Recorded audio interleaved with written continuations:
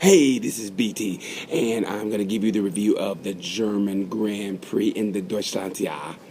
As you all know, if you know from my Instagram, everything, I was in Germany this weekend. I was actually there for the race, and great time, man. The Germans, it was crazy, man. It was a good time, good time. If you ever go to the Saschering, you got to go to the hill. I went to the hill once. I'll never go back to the hill again. But you got to go to the hill. If you've been to the hill, you know what I'm talking about. If you've never been to the hill, don't go to the hill because you don't know about the hill. But I've been to the hill. I don't want to go to that hill again. Anyway, it's a great time. The German fans came out for racing, man. It was shitty weather. It was cold. It was rainy. But they still did the damn thing. And the Germans came out in full force, man.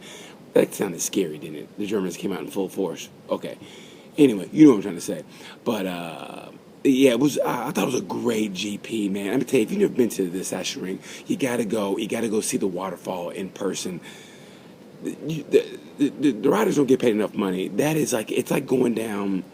It's like going down like I can't even describe it. It's like going over a cliff, but it's a paved cliff, and you're going full speed, and then you got to brake and go into a turn. Yeah, it's left, left, left, left, left, right. And by the way, the right is one of the fastest rights in all of MotoGP, and you got to do that at full speed.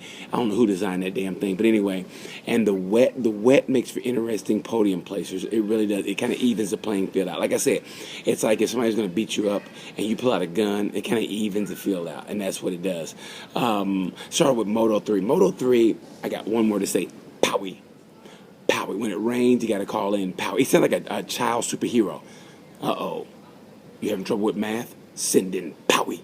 And that's what it's like, man. That little kid, I know he didn't want to be compared to, but he's like the Asian Ant West. You know how Ant West hates to say, well, it was, bad weather when it's raining. I'm better than that. But let's just be honest here.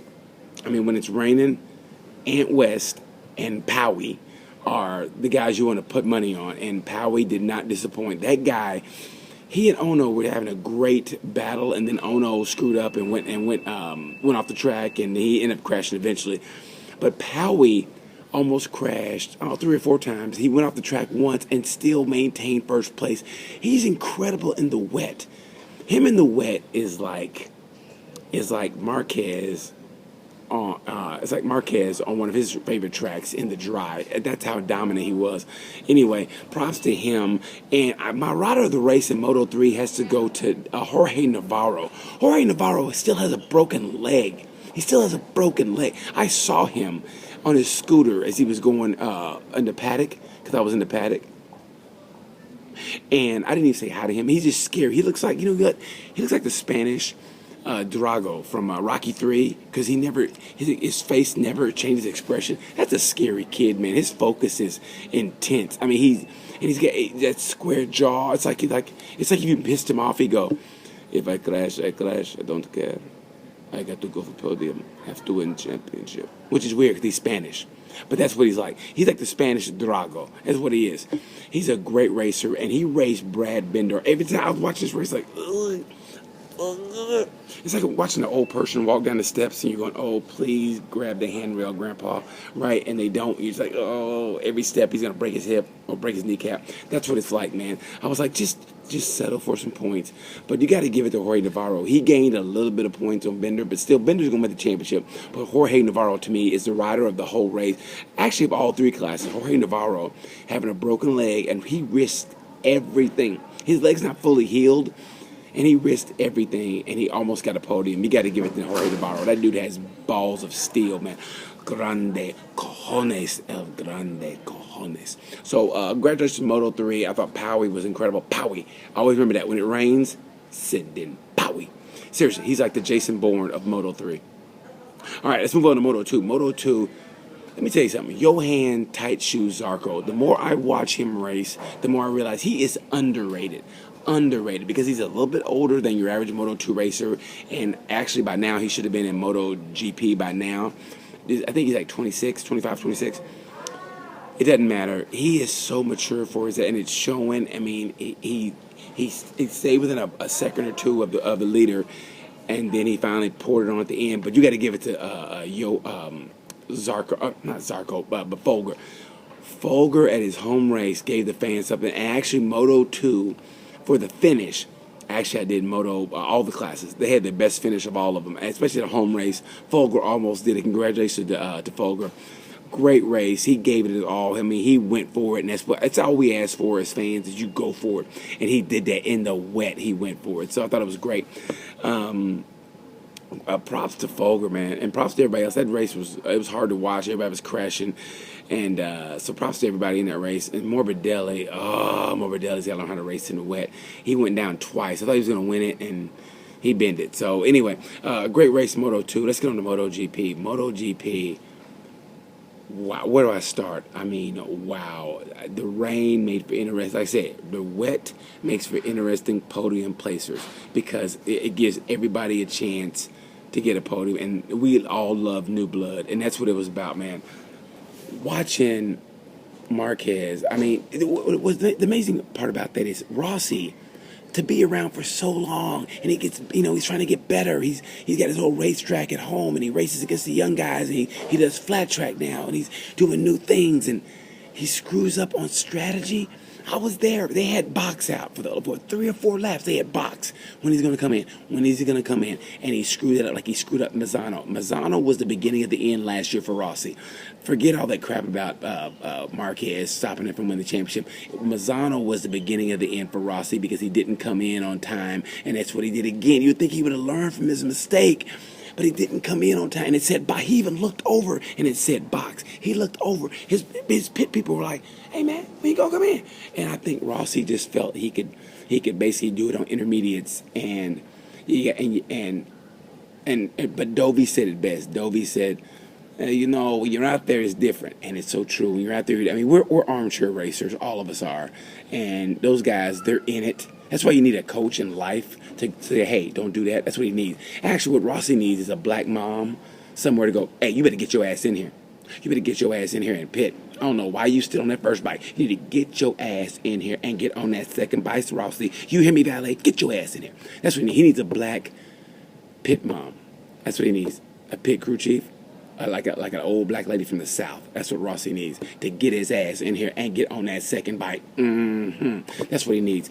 And it just hurts because, I mean, watching him finish with 8th, and like my friend said, he got beat by Miller. And no disrespect to Miller.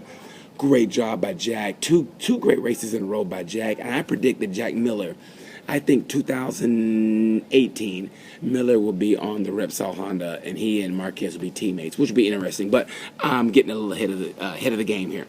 Anyway, what Marquez did with strategy was incredible. He went off track. He did dirt track. That was the first time you saw his flat tracking really pay off in MotoGP. I mean, he kept the bike together. Was down in 12th at one time, 11th at one time, and he came back. He switched bikes. He saw the line. He saw the line was getting dry, and he came back with the full slicks. It wasn't all the way dry. He went the full slicks. You know how insane that is at that track? Full slicks. That's crazy. And he is crazy. After that crash, he didn't practice.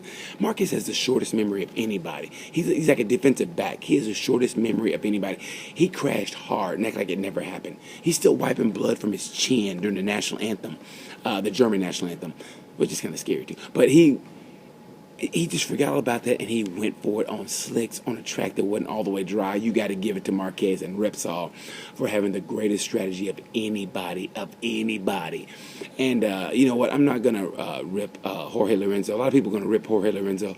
You had to be there, man. It was like you could tell he didn't want to be there, and it got to the point, I just want him to be safe. And people are ripping him, but we don't know what it's like, man. People don't realize, in Assen, when he broke his collarbone, 2 weeks later, he broke it again, and it actually bent the titanium pin in his collarbone where he couldn't race. So all that's going through your mind, and it plays. As a matter of fact, I'm not going to lie. Because of my mom giving me beatings when I was a kid, I'm scared of black women with red hair. I'm not going to lie. I see them, I go, I always I flinch because I think they're going to hit me. That's just me. So imagine what it's like to be on a motorcycle at a track that has been your nemesis. It's going to play in your head, and I can't doubt Jorge. He got 1 point, but the look on his face after the race, he and Rossi, it was just bad strategy from Rossi with Lorenzo. I was just glad he didn't get hurt. I mean, it was hard to watch. It really was. I felt for the guy. I'm not going to rip him at all. I felt for him. Paul Espargo. Actually, I think Bradley Smith did it better than all of them. I mean, on the pit board, Rossi did better, but I thought Bradley did a great job of bringing it home.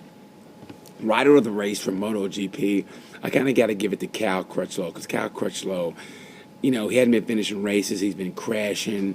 And, man, for him to put it together, he could have won that. I think he could have won that race on intermediates. I really do. It's a toss-up, but Cal rode the legs off that damn bike. And congrats to Cal for getting it, for getting a runner-up on the podium. I thought it was great. I love seeing new blood on that podium.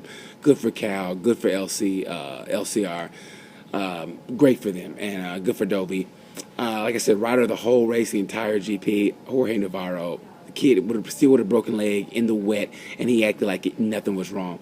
Congrats to him. Congrats to Powie, my little superhero, Powie. Congratulations to Powie. Congratulations to Johan Tight Shoes Zarco for doing the backflip twice in the wet. He did it twice. Dude's crazy. So anyway, I had a great time at the Dorset. If you ever get a chance to go to the Saschering, I say go. Good time. Like at the Hill. The Hill was crazy. Anybody that's been to the Hill knows what I'm talking about. It's crazy. But anyway, I'm doing this in the Frankfurt airport. I'm going to post this. So thank you guys for listening. It was a great time. Great seeing my German friends. Great seeing everybody. Just talking to everybody. If you ever get a chance to go to GP, you got to go. It's the greatest time ever. Anyway, thanks a lot. This is BT saying thanks for watching. I'll talk to you guys, oh my God, about a month. So until then, enjoy. And enjoy your summer or holiday or whatever. And until then, peace.